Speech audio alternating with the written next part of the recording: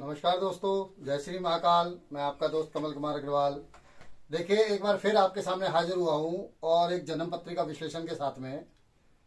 और हम लोग सिर्फ जन्म कुंडली विश्लेषण नहीं कर रहे, हम यहाँ ये देख रहे हैं, यहाँ देखने की और बताने की और सिखाने की कोशिश कर रहे हैं दोस्तों कि किस तरीके से इंसान ग्रहों के वश में आके एक अच्छा भला समझदार इंसान गलती कर जाता है और उस गलती के कारण उसको सारी जिंदगी पछताना पड़ता है। और क्या ग्रह योग रहे, क्या दशाएं रही, क्या परेशानियां रही, इन सब के बारे में हम बात करने वाले हैं। जन्म कुंडली विश्लेषण चालू करने से पहले मैं अपने हर उस मित्र और दोस्त को मैं हाथ जोड़ के क्षमा प्रार्थी हूं। किसी का या किसी को मेरे विश्लेषण से कोई आघात पहुंचता है, ठेस पहुंचती है, तो मैं उसे हाथ जोड़ के क्षमा मांगता। और हम कोशिश करेंगे कि हमारा उद्देश्य जन्म कुंडली विश्लेषण का है और किसी को कोई परेशानी ना हो, इस बात की पूरी कोशिश करते हैं। चलिए, एक जन्म कुंडली मैं लेके आया हूं।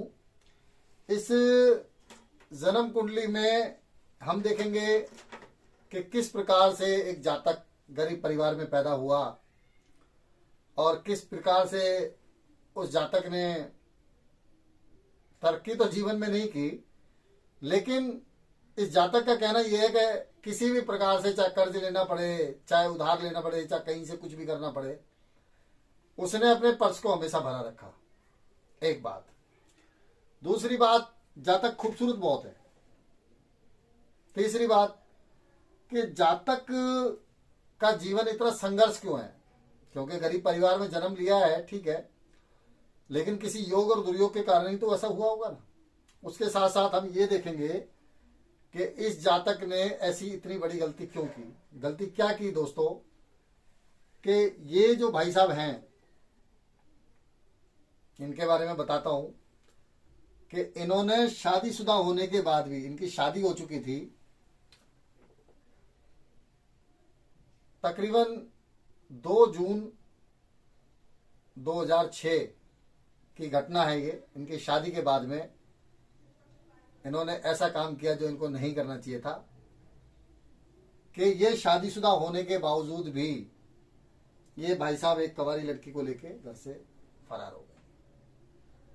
और उसके बाद कुछ ऐसी घटनाएं घटी जिसके कारण इनकी माताजी के ऊपर, इनके सगे भाई के ऊपर और भी कई लोगों की जान को बनाई। लेकिन कुछ योग ऐसे रहे इस जन्मपत्री में कि इस जातक का बाल विवाह का नहीं हुआ। क्यों नहीं हुआ उसका भी कारण बताएंगे। वो घटना किन ग्रहों के कारण हुई वो भी बताने की कोशिश करेंगे। और उसके साथ साथ दोस्तों, इनके माताजी के 4-5 सवाल हैं मुझसे, हम उन सवालों का भी जवाब देने की कोशिश करेंगे। चलिए अपना विश्लेषण चालू करते हैं। कि दोस्तों, मकर लगन की जन्मपत्री है।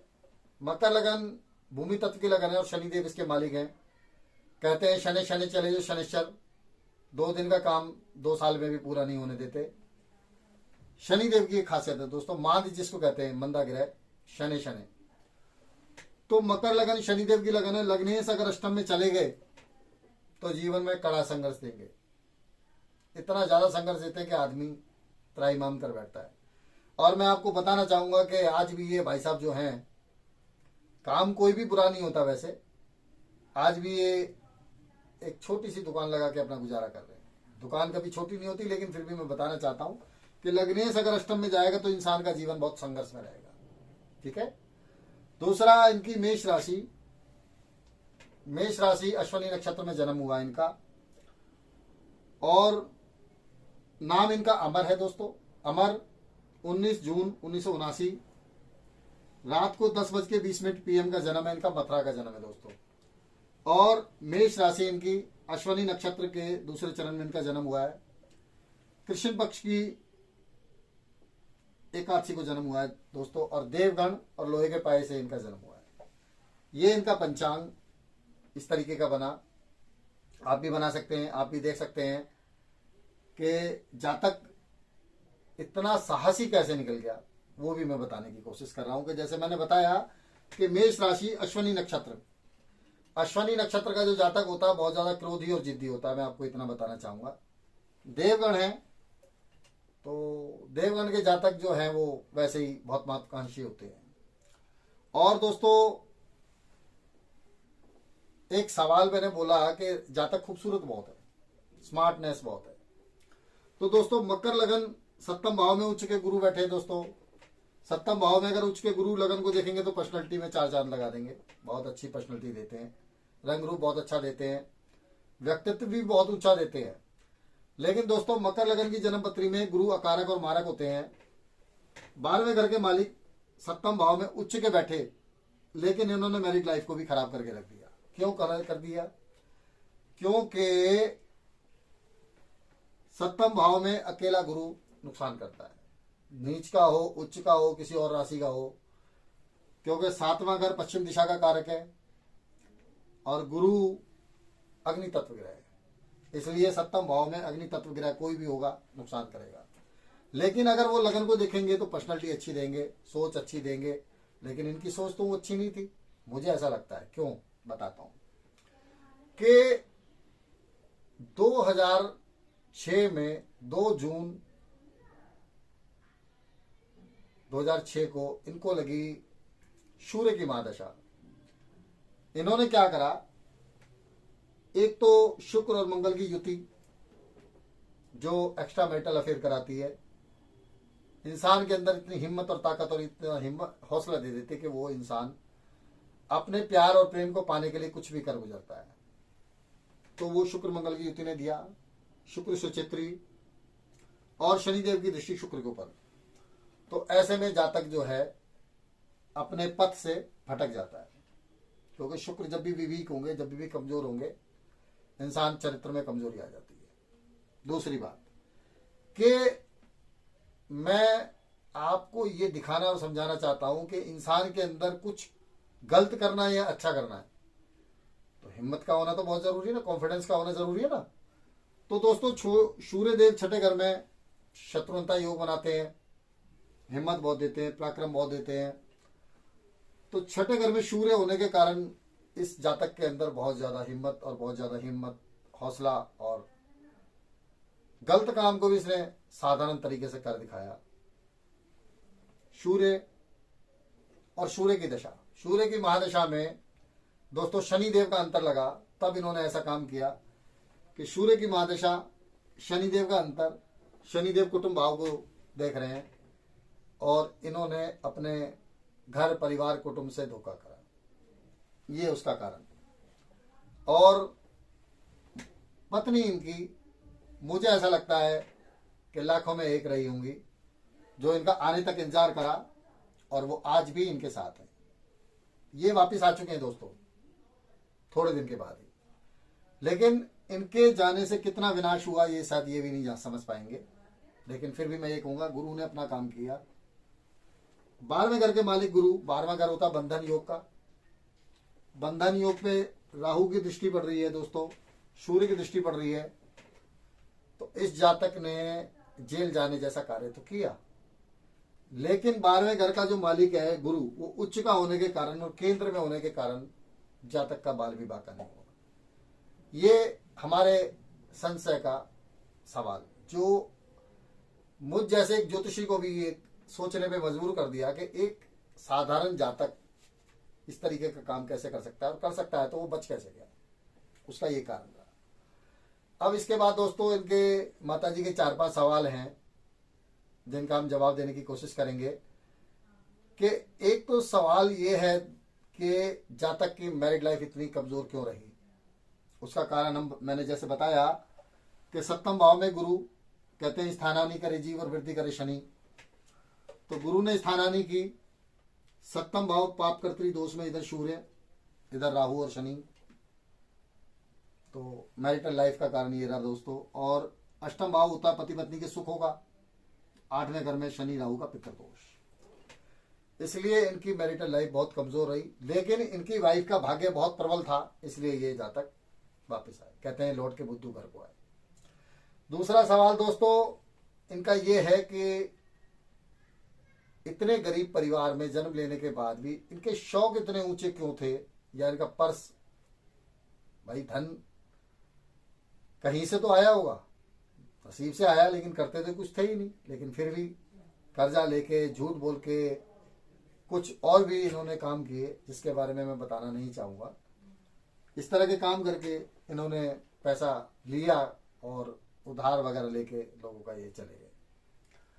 देखिए, धन भाव में केतु अतिविष्ट कारक हो जाते हैं। अगर धन भाव में अकेले केतु बैठे हैं तो मुझे लगता है जातक को धन की कमी नहीं होती, ऐसा मुझे लगता है, क्योंकि अतिविष्ट कारक ग्रह जहां भी बैठेगा उस जगह को बल देगा। और पैसे की कमी इनके पास ना पहले रही ना आज है, ना शौक में कोई कमी है ना मौज में कोई कमी है। और दोस्तों, धन भाव का मालिक जो दुष्टो ये तो भवा अपने घर को देख रहा है, इसलिए मुझे ऐसा लगता है कि पैसे की कमी आगे भी इनको नहीं रहने वाली। ठीक है। दूसरा, इनका एक सवाल और है माता जी का कि जातक में आप लोगों को बताना भूल गया कि बहुत ज्यादा शराब पीते हैं। ठीक है।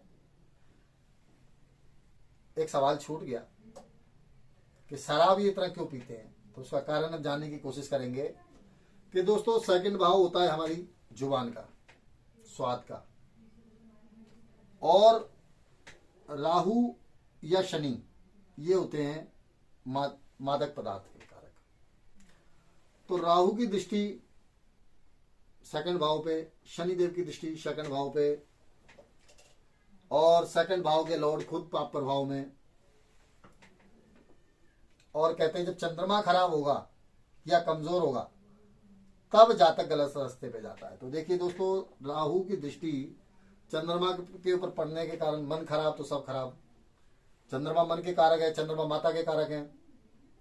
तो चंद्रमा कमजोर हुए राहु की दृष्टि में तो जातक काफी शराब का सेवन करता है, पहले भी करता था, आज भी करता है। ये इनके माता जी के सवाल का जवाब। दूसरा, इनका एक सवाल ये भी रहा जिसका मैं ऑलरेडी जवाब दे चुका हूं कि एक गरीब परिवार में जन्म लेने के बाद भी इतने शौक मौज क्यों रहे। क्यों का कारण मैंने बताया कि धन भाव पे लग्नेश की दृष्टि, और एक कारण और रहा दोस्तों कि शुक्र सुक्षेत्री बैठे हैं। शुक्र अगर किसी जन्म पत्री में सुक्षेत्री होंगे तो इंसान के शौक मौज में कोई कमी नहीं होती। हर वो चीज जिसका वो हकदार है या नहीं है वो उसको मिलती है अगर शुक्र के पास बल है तो। और इसके अलावा दोस्तों, एक सवाल और इनकी माताजी का है कि इनकी माताजी को भी आज तक ये बात समझ नहीं आई कि माताजी बहुत प्यार करती हैं इस जातक को, लेकिन इस जातक के अपनी माताजी से विचार नहीं मिलते। चलिए उस सवाल का जवाब ही ढूंढते हैं कि बिल्कुल विचार नहीं मिलते, और क्यों नहीं मिलते उसका कारण बताता हूं मैं। कि मां के घर का मालिक चौथा, चौथे घर में चंद्रमा सुक्षेत्री है, और कहते हैं कि हमें तीन चीज देखनी है, भाव, भावपति और भाव कारक। तो दोस्तों, भाव के ऊपर राहु की दृष्टि, भाव खराब, माता का कारक चंद्रमा, मन का कारक चंद्रमा जिसके ऊपर राहु की दृष्टि, और चंद्रमा खुद अश्विनी नक्षत्र में, केतु के नक्षत्र में, इसलिए चंद्रमा कमजोर। और भाव के मालिक मंगल जो कि पंचम में तो बैठे हैं दोस्तों, लेकिन उसके ऊपर शनि देव की दृष्टि पड़ने के कारण चौथे घर के मालिक भी कमजोर। इसलिए इस जातक के अपनी माता से विचार नहीं मिलते। और मैं यही कहना चाहूंगा माता जी, आप चाहे अपनी गर्दन काट के इस जातक को दे दो, लेकिन ये आपको नहीं समझने वाला, ये आपको प्यार नहीं करने वाला। लेकिन माँ तो माँ होती है, कहते हैं माँ कुमाता नहीं हो सकती, बच्चे नालायक हो सकते हैं। तो मैं इस जातक को भी ये समझाना चाहूंगा, जरा अपनी माता जी को समझने की कोशिश करे और उनकी भावनाओं को समझे और थोड़ा अपने अंदर बदलाव लाए। कुछ मैं इनको उपाय भी बताना चाहूंगा, वैसे तो मैंने उपाय बता दिए, लेकिन मैं लाइव बताना चाहूंगा कि इस जन्म कुंडली में देखिए दोस्तों, राहु से केतु सारे मध्य ग्रह आगे, तो इसको कहते हैं काल सर्प योग। ठीक है। दूसरा, शनि राहु का पितृदोष जो कि आगे चल के इनको लीवर की प्रॉब्लम देने वाला है। क्यों लीवर की प्रॉब्लम देने वाला है? तो शनि देव की दृष्टि पंचम भाव पे, 5वां घर हमारे लीवर का होता है। लीवर का कारक गुरु जरूर उच्च राशि में बैठा है, लेकिन फिर भी कहीं ना कहीं इनको प्रॉब्लम जरूर देगा, क्योंकि मुझे लगता है कि मादक पदार्थों का तो अपना असर जरूर होगा, आज नहीं तो कल होगा। तो मेरे हिसाब से इनको पितृदोष की शांति करानी चाहिए और काल सर्पियों की शांति करानी चाहिए।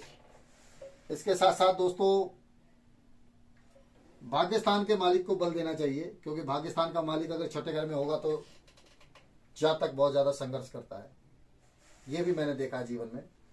तो मैं इनके इस सवाल का जवाब, इन्होंने पूछा था कि इतना गरीब घर में क्यों पैदा हुआ और क्यों इतना संघर्ष किया। हालांकि सवाल वाजिब नहीं है, फिर भी मैंने इनके सवाल का जवाब दिया कि लग्नेश तो अष्टम में और भाग्य का मालिक छठे घर में होने के कारण इनको जीवन में कड़ा संघर्ष करना पड़ा और आगे भी संघर्ष करना पड़ेगा, मैं इनको समझाना चाहता हूं। और दोस्तों अगर आप लोग भी कुछ इस जन्मपत्री विश्लेषण के बारे में कुछ बताना चाहते हैं तो आप मुझे कमेंट्स में लिख सकते हैं, बता सकते हैं। ये हमारा विश्लेषण आप लोगों को कैसा लगा, मैं आपसे सभी से कमेंट्स में जानकारी चाहूंगा। और इसके अलावा मैं एस्ट्रो कमल कुमार अग्रवाल श्री महाकाल ज्योतिषी केंद्र का एक छोटा सा संस्थापक हूं, आप लोगों की सेवा करते हैं। और मैं आप सभी को निवेदन करना चाहूंगा कि किसी को अपनी जन्म कुंडली बनानी है, दिखानी है, कुंडली मैच करनी है, या किसी मेरे भाई बहन को समस्या है, कोई परेशानी है, तो वो हमें मोबाइल नंबर पे फ़ोन कर सकते हैं। मेरा मोबाइल नंबर है 9810714364 और इसी नंबर पे आप लोग व्हाट्सअप कर सकते हैं। फीस की जानकारी आपको व्हाट्सअप और फेसबुक के जरिए दे दी जाएगी, व्हाट्सअप और मोबाइल नंबर के जरिए दे दी जाएगी, फ़ोन पे दे दी जाएगी। इसके साथ साथ दोस्तों किसी भाई बहन को अपनी वीडियो भी बनवानी है तो भी हम उसकी वीडियो बनाएंगे। आप अगर चाहते हैं कि आपका नाम लिया जाए तो नाम लेंगे, नहीं चाहते नाम लेना तो नहीं नाम लेंगे, ये आपके ऊपर है। जिस तरीके से इन भाई साहब ने चाहा कि मेरा नाम लिया जाए खुलेआम, कोई समस्या नहीं आई इनको। अगर ये चाहते तो अपना नाम गुप्त रख सकते थे। तो दोस्तों इसके साथ साथ मैं एक बात और कहना चाहूँगा कि मेरे YouTube channel astro Kamal Kumar Agarwal जी को आप लाइक करें, शेयर करें, कमेंट्स करें, सब्सक्राइब जरूर करें दोस्तों, क्योंकि सब्सक्राइब करने से आपको भी वीडियो देखने को मिलेंगे, हमें भी फायदा होगा, जिससे कि हम और आप मिलके कुछ ज्योतिष जैसी पवित्र विद्या को हम आगे बढ़ा पाएंगे। और कुछ आप लोग भी सीखने की कोशिश करें, कुछ हम सिखाने की कोशिश करेंगे। इसी के साथ साथ मैं एस्ट्रो कमल कुमार अग्रवाल आपसे इजाजत चाहता हूं। जय श्री महाकाल। नमस्कार दोस्तों।